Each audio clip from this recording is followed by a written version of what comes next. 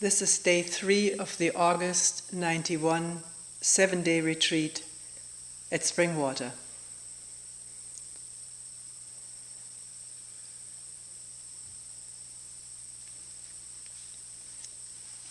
Here are the questions of the last meetings, or some of them.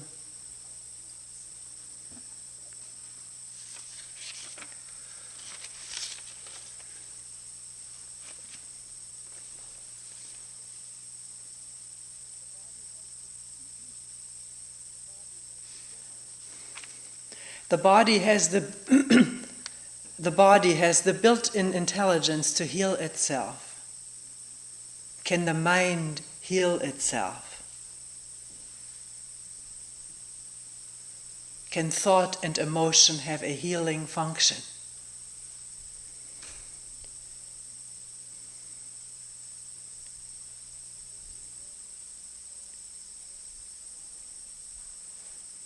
Can there be awareness of thought as it arises?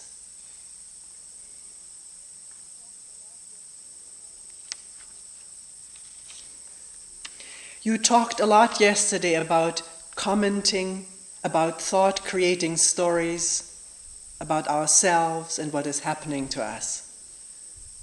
I'm a writer and I like to write. Somehow I hear you say that that is bad.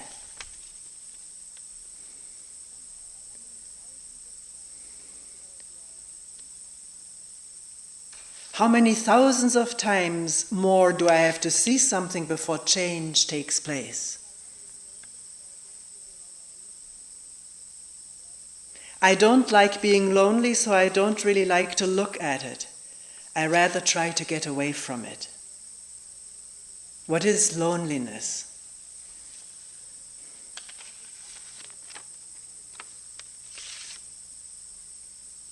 What is the fear of getting old?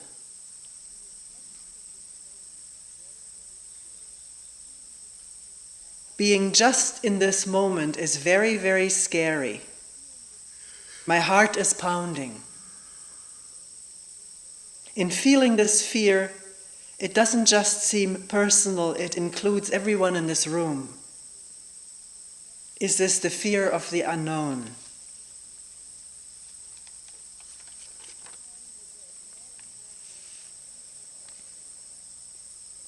I find that there is more and more going for comfort and pleasure, the great attraction of those. Isn't it freedom to meet pain or fear as it comes up rather than immediately moving toward comfort and pleasure? I found in the past that after going through pain, during sitting in this case, without moving away, the trees looked like they never had looked before.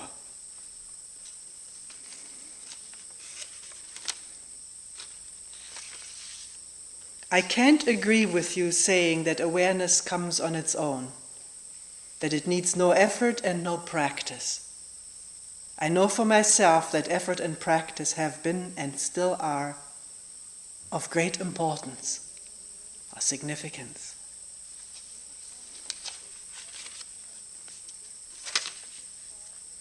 Is it possible to be in the presence of someone in the grips of negative thoughts, feelings, behavior, without being negatively affected oneself?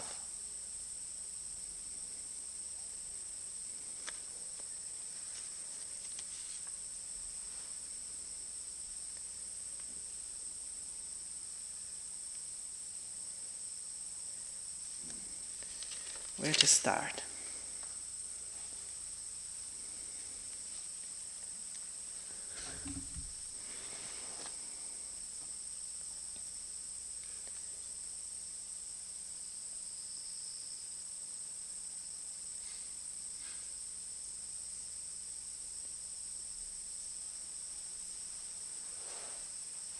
There's questions about effort and practice, about moving toward comfort and pleasure, rather than sticking with pain, and the benefits one has experienced by sticking with pain.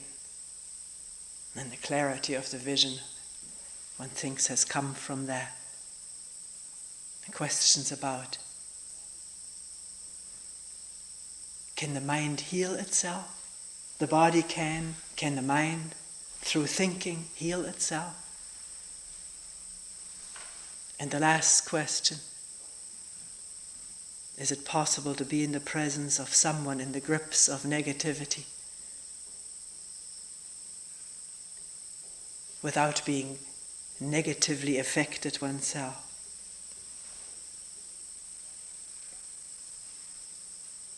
Can one be in the presence of negative thoughts oneself without being negatively affected? The body. Can the mind heal itself? The body can, the person said. And we all know that. The most amazing, miraculous healing of a cut.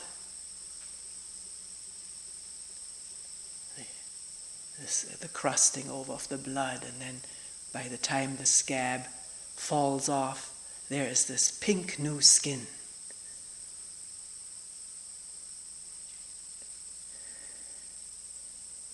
Then can the mind heal itself? Heal itself through thinking was, if I understood right, was the second question. Can it heal itself like the body? Is there innate intelligence in the mind as in the body to heal itself?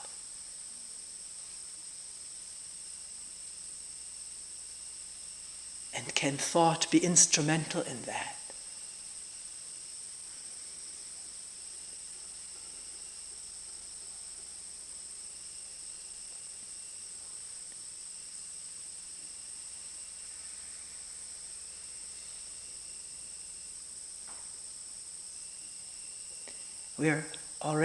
The question already divides the mind from the body, because we talk and have talked and philosophized for centuries about mind and body as though they were two different things. The mind less of a thing, the body all thing.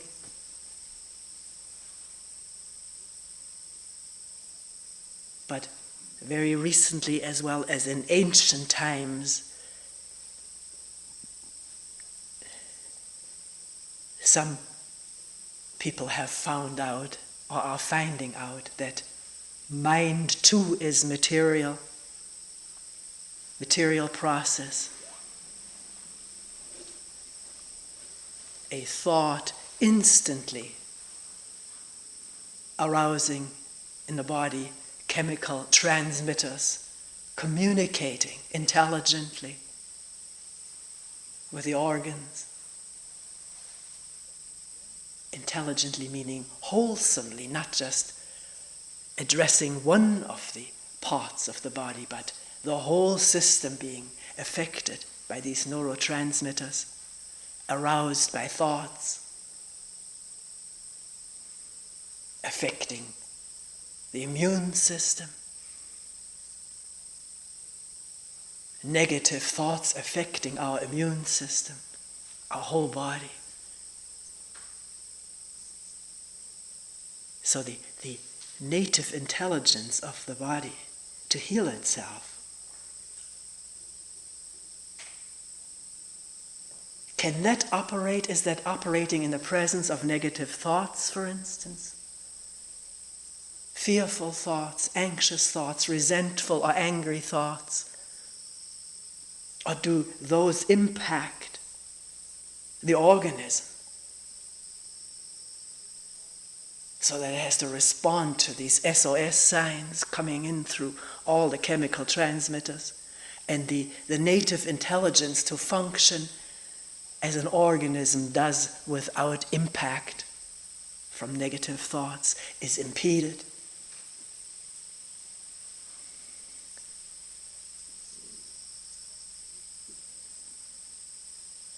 We all know the power of thought, fearful or angry thought, how it manifests in certain parts or all over the body. Pain, cramps, tightness. agitation. We all can listen to that, to become very, very intimate with the effect that thoughts have upon this whole organism. Not just the state of mind and the mood of the mind, but the mood of this organism. And the organism itself then has to deal with these thought-induced moods and states, which it does according to its inbuilt intelligence, if not further and further impact arrives through more and more thoughts and no insight into the thoughts, which would maybe put an end to them or interrupt the loop. And with this interruption of the loop, give a chance to the body to recover its balance, its natural balance.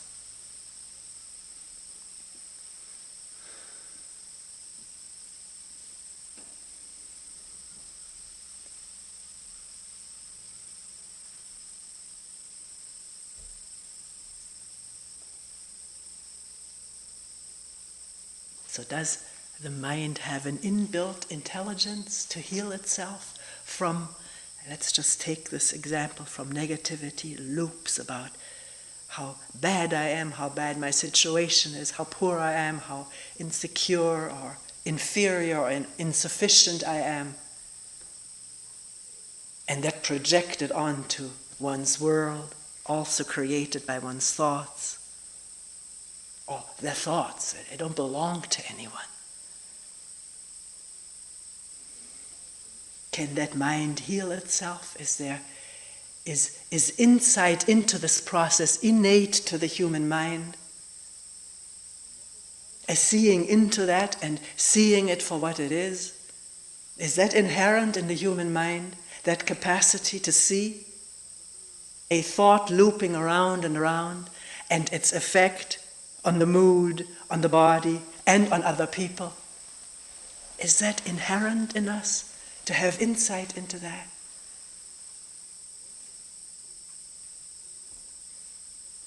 So there can be a breaking of this cycle, a freeing from the loop, a freeing from the mood and the body, restoring itself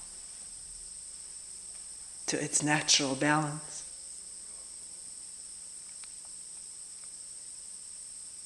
I don't know how relevant it is to agree or disagree whether this is innate in the human mind or not, where it comes from. I personally don't know where insight comes from.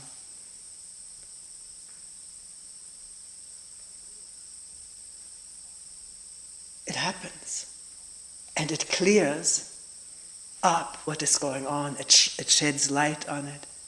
It sheds light on the power of thought to create fear, anxiety, anger, jealousy, to project onto other people the fault for this, or on the situation. The power of thought to create within ourselves and among ourselves whole individual and collective states of being. Insight can shed light on that, can see that. And with that, does the power of thought diminish? Is the connection interrupted between thought and transmitters to all the organs, the emotions, the feelings, the sensations?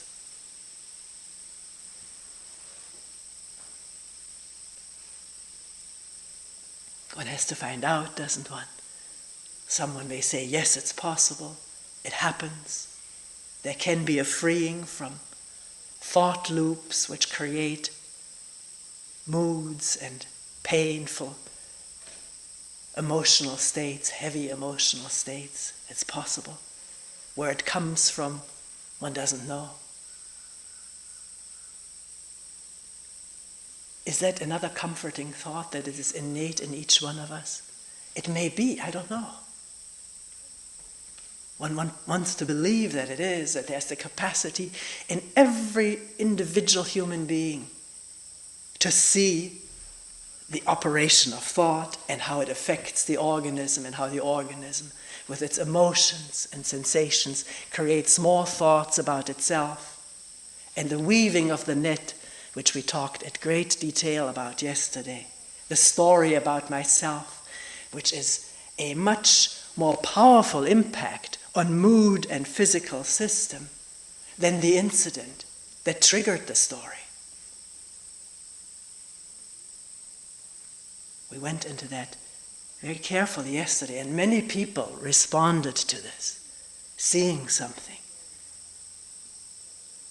How indeed we do weave stories about myself, my condition, my poor or good fate, and the effect that that has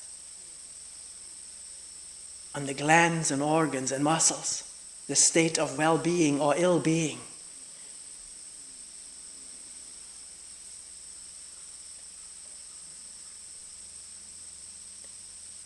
So coming back to the question, can the mind heal itself? Or could one just say, can the mind heal? Can mind and body heal, become whole?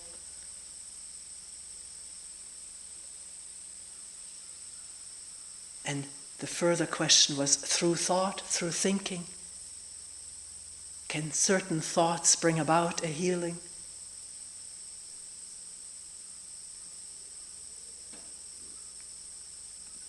I don't know.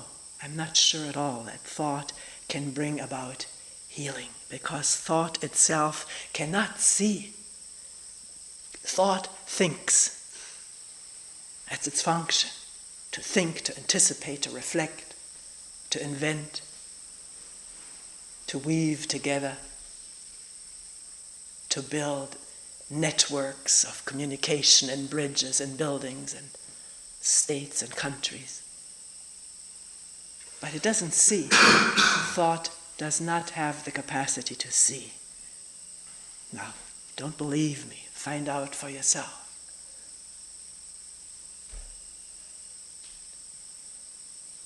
But as we discussed it in a group yesterday, when there is the openness of looking, not through our ingrained prejudices and belief systems and opinions, but just seeing without all of that, seeing clearly what is, without thought or belief or prejudice, just the clarity of what's there, perceiving it, then thought runs intelligently. It runs truly, accurately as thought is able to run according to the perceived truth of the situation. But without insight or clarity of seeing, thought does not run intelligently or accurately. It runs according to belief systems, prejudices, opinions, traditions, likes and dislikes, and so forth. The whole past is the producer of thought now, through the memories of it.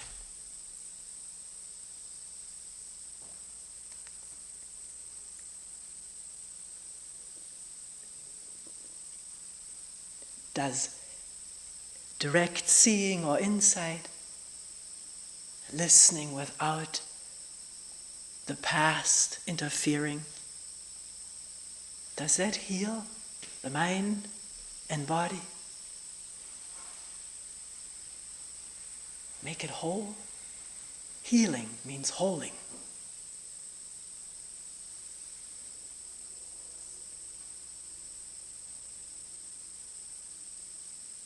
There's, again, a lot of thought involved in this question, isn't there? Wholeness is not a concept, it's not a thought. It's the absence of any feeling of separation, isolation, self-center.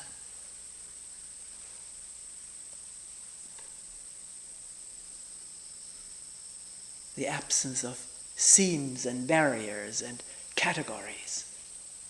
Me and you, us and them.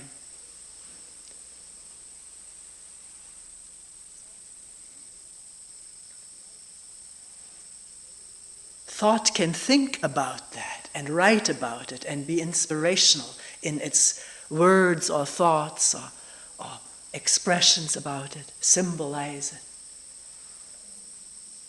But that's not the actuality of no division, no feeling of separation. That has nothing to do with thinking about it.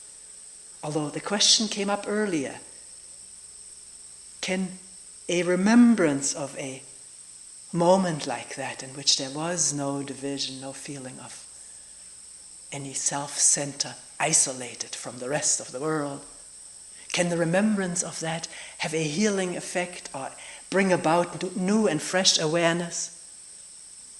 Find out. Or does one cling to the memory of it? And it's very difficult when there is the clinging to an inspirational memory to discern that that's not seeing. It's the effect of a powerful thought with its neurotransmitters, exciting and stimulating and inspiring the whole organism. But it can also be, can it, that remembering a moment of past wholeness, a moment in which there was no pain or fear, that remembering that can reveal that this is memory, and that revelation is no memory, that's seeing. Do you see that?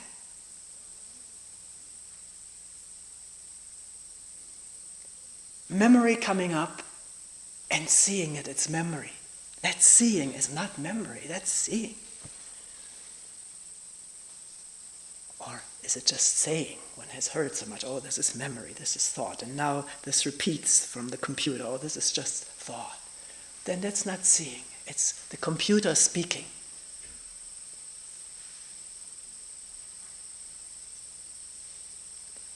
The seeing speaks for itself, it needs no validation. It's the absence of fear, the absence of anger or positivity or negativity is not in that.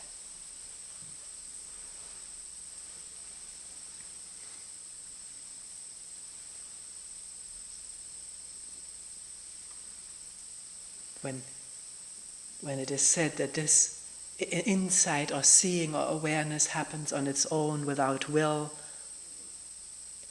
this does not mean to deprecate or discourage people from doing what they like to do or feel they need to do, like having a meditation practice, a concentration practice,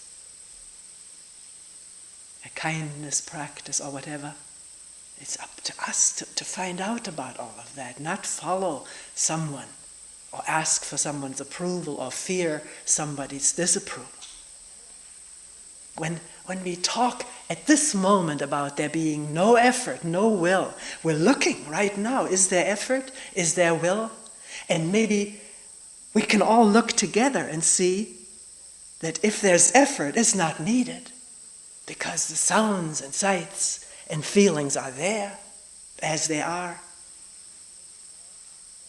So what is said, the statements that are made are not made for all posterity to remember, but right now to look, as we're looking right now. Is there effort in listening to the cicadas, grasshoppers, whatever they are? It's one sound, isn't it?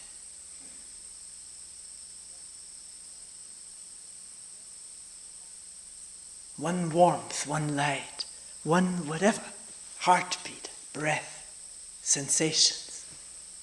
It's there.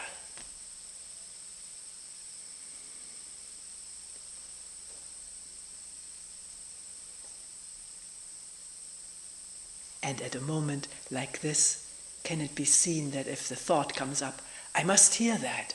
that is a narrow channel.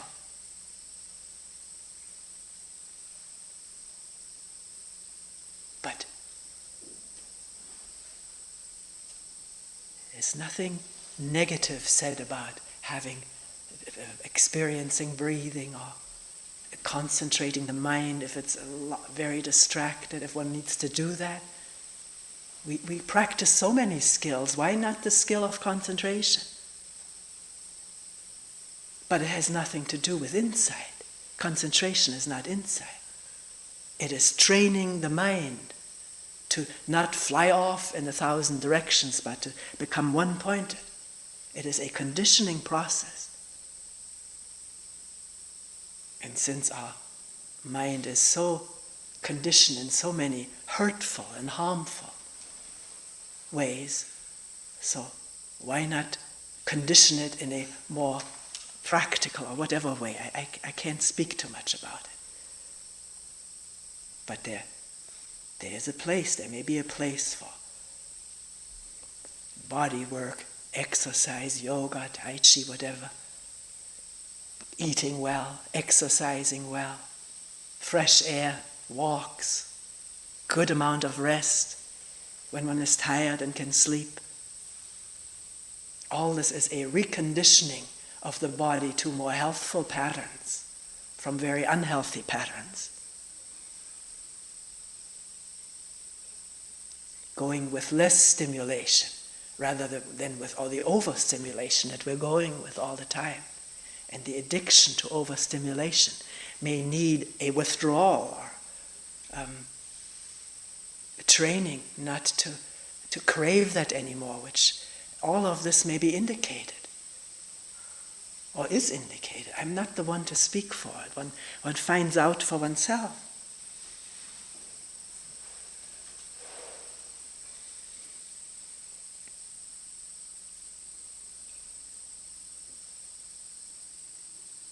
Many ways, as one person said, many ways are offered and are helpful. Can one do it intelligently and not fall for a belief system which clouds the mind?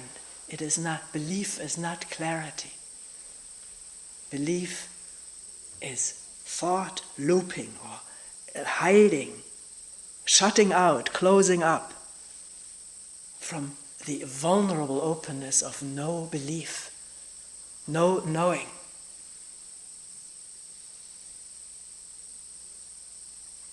I got one person saying, it's very scary. A person came into the meeting that way. Very scary to be in this moment. My heart is pounding. And then in looking at it and listening to it, is that the thought, this is the unknown. What will happen to me? I don't know. And we also came to that the unknown as a concept which scares the mind is not the same as a mind in a state of not knowing. Did I say that again? The concept, the unknown, this may be the unknown. That's like a thought with effects on the neurotransmitters, exciting the whole body, causing fear. I'm afraid of the unknown because there are associations with the unknown being scary, cold, vacuum, dark. Who knows what all is associated with the unknown? Death, dying, I may disappear. That concept with all of its associations arouses fear in the glands and organs and muscles. And the heart pounds. And the pounding heart and the way the body feels then seems to validate the fear. Must be something really to be afraid of because look at how my body feels. That's real. But a mind which does not hook into or rely on belief systems, ideas, concepts, doesn't know what is. doesn't know what is this moment. How can it know this moment? The word hasn't arisen yet. And in that not knowing, without any belief or concept, there's no fear in that. It's not scary. It's wide open and very gentle. Because you could say, wait a minute, that's a thought. Is it a thought? It's attributing something. It can't be put into words. We can only say what it is not. It's not violent. It's not afraid. It's not isolated. It's this vast not knowing.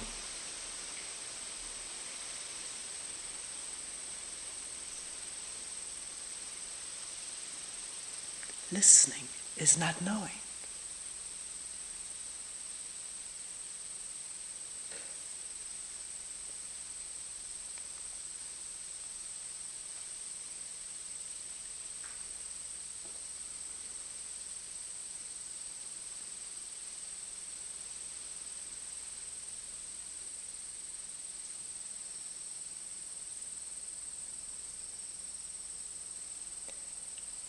Shall we come back to the second part of a question, whether in the presence of someone who feels angry or resentful, afraid, negative, this word is used so much these days, negativity, can one be in the presence without being affected by it?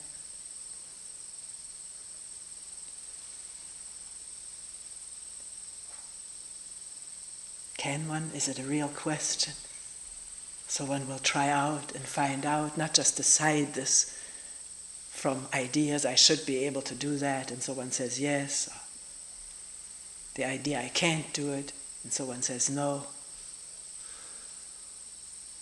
But try it out, because we are daily, somewhere or other, in the presence of someone or in our own presence of negativity. Heavy thoughts, producing anger, fear, resentment. So, how to be in the presence of that, whether it's in someone else or in oneself, it's the same thing, isn't it? And to find out whether there can be presence in that, one has to find out in oneself. And understand how negativity arises. See the thoughts looping and causing feelings and emotions and sensations. And see that it is thought arousing that. Can that be seen in oneself so clearly, so that it can be seen in someone else? I think if this isn't understood in oneself, one doesn't understand it in someone else, and so one can't stand that person. One is affected either by becoming angry at her or him, or taking guilt upon oneself for having done something to her or him. That's an interesting phenomenon, isn't it? Was brought up yesterday too by someone, this taking the guilt upon oneself. I have quite a memory of that growing up in a family where there were members with heavy moods, impenetrable.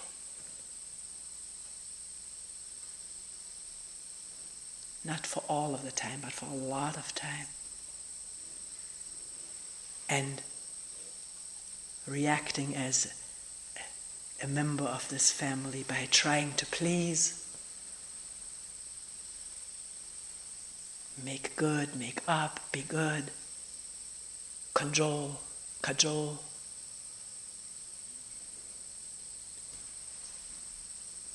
Try to do anything possible to make this mood go away. so that the sun shines again.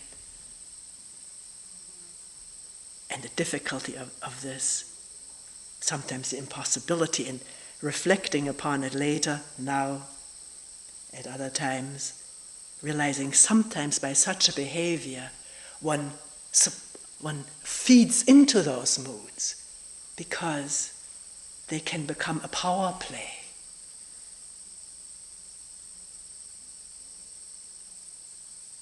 By having a mood and noticing how others kowtow to one or try to make one feel better, this can become a tool to the mind that is desperate for something to happen, for feeling good in some way, sufficient or secure or powerful, the pleasure of that.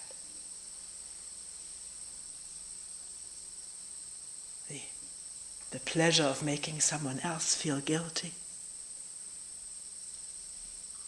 Maybe pleasure isn't quite the right word, but using that for one's own purposes, for feeling something of worth. I don't know what it all is.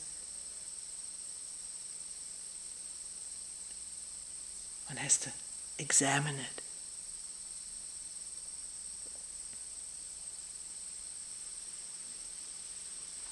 So rather than the fear, that's what was there, the fear of somebody in a bad mood, trying to avert the danger, the catastrophe from happening, the explosion or whatever. And by that fear not helping to clear the air, certainly not what is going on in oneself isn't clarified, by fearing and trying to do things, be good, conform, cajole, and so forth.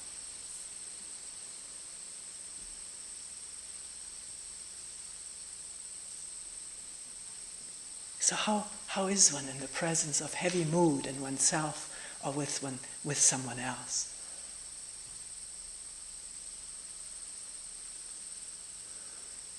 One has to look, doesn't one? Listen very, very subtly, interestedly, if there's no interest in it, or just interest in perpetuating the mood.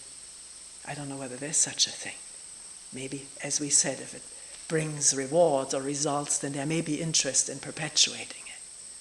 But if there's interest in finding out what it is all about, one will listen carefully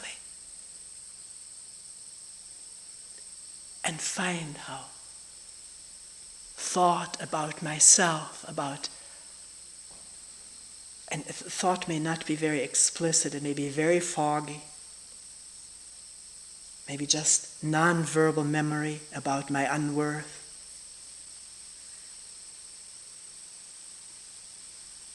How that triggers the whole mental and physical mood and keeps it going. Concern about myself, whether I'm in the mood or the other's in the mood. I don't want the other to be in this mood. I want to be having a good time with people. There's also self-concern, isn't it? One could say very justified by the self-concern. Someone is having a hard time. How can one be with that? Oneself having a hard time, how can one be with that? Quietly, openly, with an increasing understanding of what moves us and stalls us and gets us stuck. Glimpses of insight into it, oneself and the other, is always the same.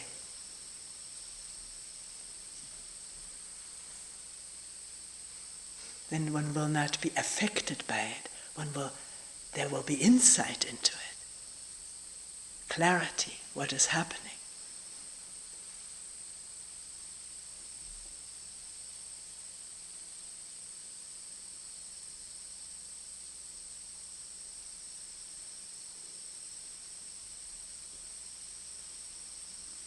And with understanding and clarity and the absence of self-concern comes a real lovingness for whoever is suffering from this.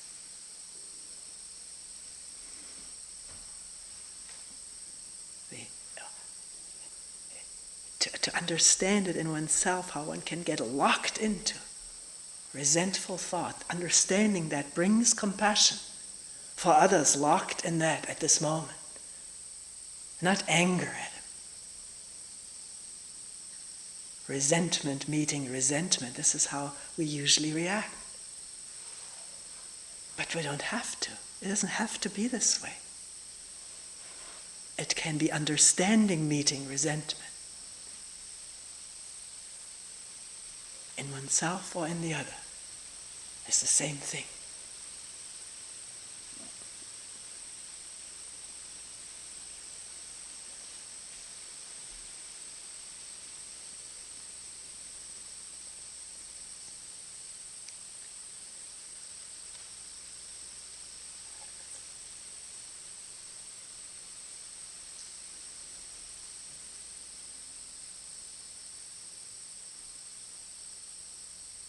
So often people say, oh, you always say this is just thought. Thought causes this emotion. I don't find any thought there, it's just the emotion.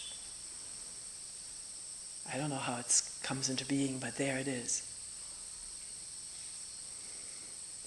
Well, how is it maintained? How does it keep on going? Maybe what triggered it escaped, is lost. But something keeps it going if it doesn't naturally abate, like swinging out. So there, we talked yesterday at great length at listening, wiretapping into the stories and headlines that come about my condition, the justification of my anger.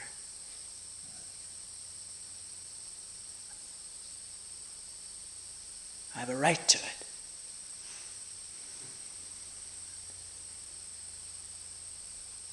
And at the same time feeling guilty about it and trying to suppress it. And that conflict creating more anger about being conflicted. All of this is observable if there is a real yearning to find out about a human being in stress, locked up, out of communication, in isolation.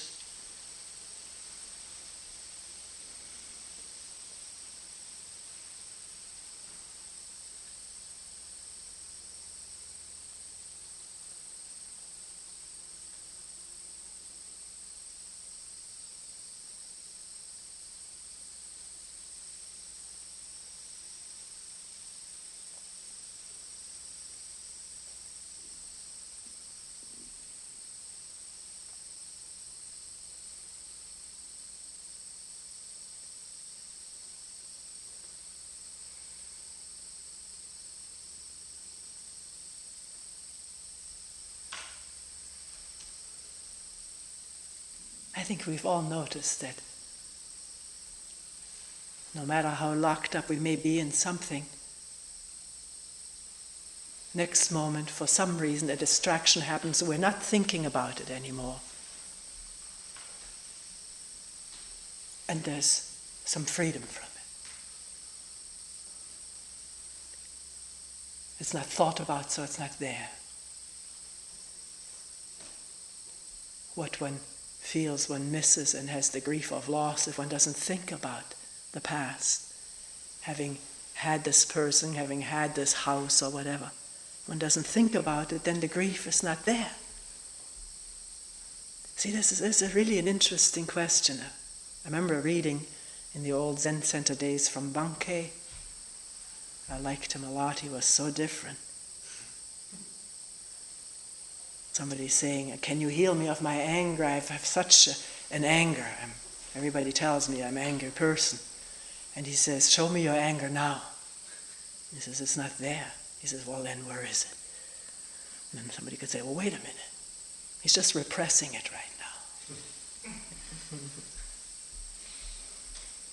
There is, deep inside his psyche, or organism, is a deep pool the reservoir of anger. I've talked about it myself.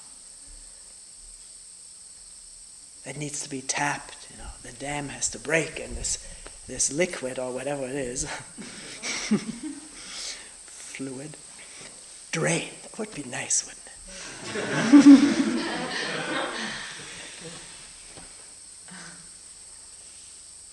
But maybe without even this reservoir, maybe the reservoir is drained, and then a thought comes up, what he did to me, and he's always doing that to me, and the network is there to arouse the adrenaline and whatever all chemicals are poured into this system,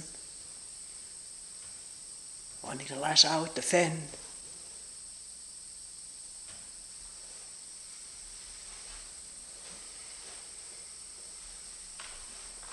I don't know about that. I'm not sure about that. Whether we have reservoirs of suppressed anger.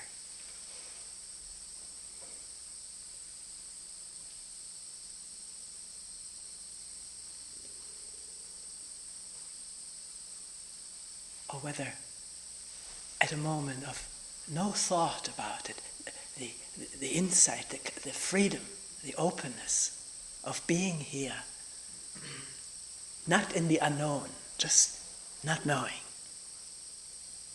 Where are the reservoirs of anger and fear? They're just not there. They're not tapped. Maybe they're there and they're not there. I don't know. This whole conditioned edifice of our past, with all of its imprints and experiences recorded, and the emotions are recorded that went with the experiences and are provocable. All that can be totally, completely bypassed in this moment of listening quietly without knowing. And there's no repression, as it were. It's just a bypassing or an abeyance of the whole elaborate conditioned structure of the past. It's not fed by any energy.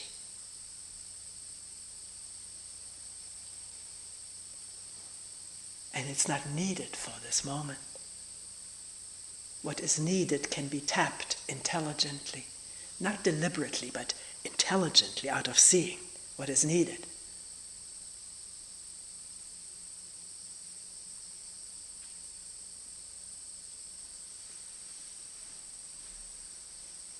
Just wondering right now whether the thought that we carry with us, large reservoirs of untapped, pressurized anger, whether that thought alone can be a very heavy one, affecting mood.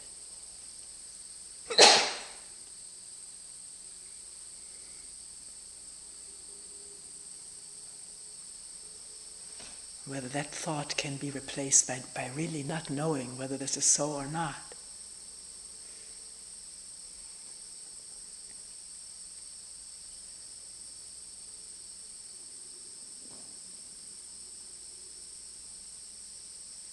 And yet seeing that when there's inattention and a thought, a remark is made by somebody, it can arouse the whole network and produce what we call anger. And that anger can abate as quickly as it came. Maybe not quite as quickly. It takes the body some time to come to rest again. But if no further feeding of thoughts and storyline and ideas about me and them and stuff, if that is seen to cause more mood, more anger, more resentment, and therefore it abates in the seeing, then this anger cannot maintain itself. The fear does not maintain itself. It evaporates as quickly as the organism can manage.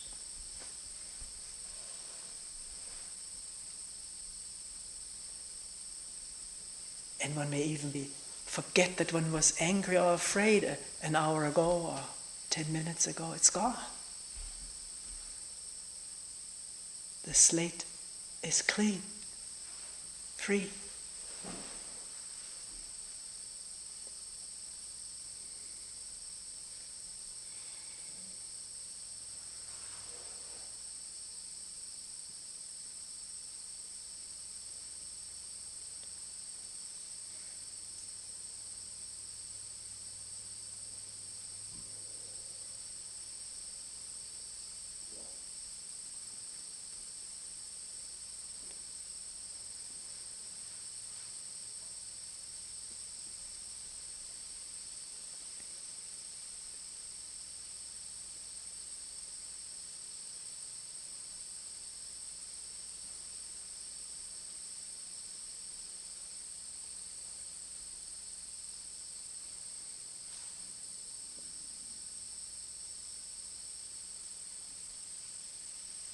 Oh, it just pops in the mind. I didn't relate that properly, what Bankei said when the man said, I was born with an evil temper, with a bad temper. And he says, show it to me right now. And he said, it's not there. He said, then you weren't born with it.